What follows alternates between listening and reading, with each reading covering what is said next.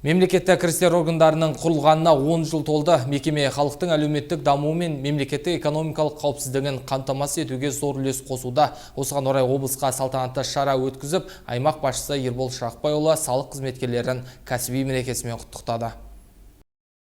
Мерекелік жиында Ербол Қарашөкеев ұзақ жылдар бойы жемісті еңбек еткен ардагерлер мен мамандарға алғыс білдіріп, облысқа сіңірген еңбек үшін мемлекеттік кірістер органдарының үздігі төсбелгілері мен құрмет грамоталарын табыстады.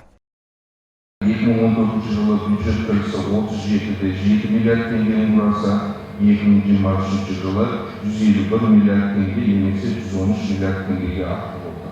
Биылғы жылда да өсім жалғасуда.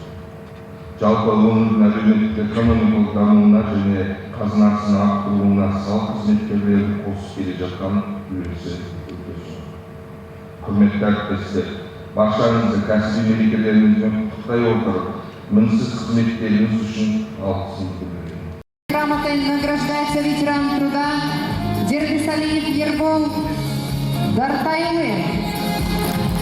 Мемлекеттік кірістер әр салық төлеушіні адалдыққа шақырады, ал дәл осы мерейтой 10 жыл ішінде атқарылған жұмыстарды қорытындылап, алдағы жылдарға жаңа мақсат пен жоспарларды қоюға септігін тигізбек дейді Мемлекеттік кірістер департаментінің басшысы.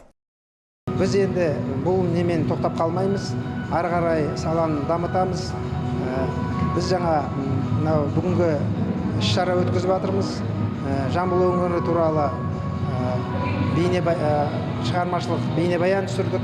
Жамбыл облысы бойынша 500-ден астам қызметкерлер бар. Соның ішінде 15 үздігін айқындап, 15 салық саласының, мемлекеттік кірістер саласының үздігін төсбелгісімен марапаттадық. Еске сала кетейік, 2014 жылы Қаржы министрлігіне қарасты кедендік бақылау салық комитеттері біріктіріліп, мемлекеттік кірістер комитеті болып құрылған болатын. Салтанатты шара өңір өнерпаздарының концерттік бағдарламасына ұласты. Нұрғиса Қаржаубай, Елдар Түстікбаев, 24 News.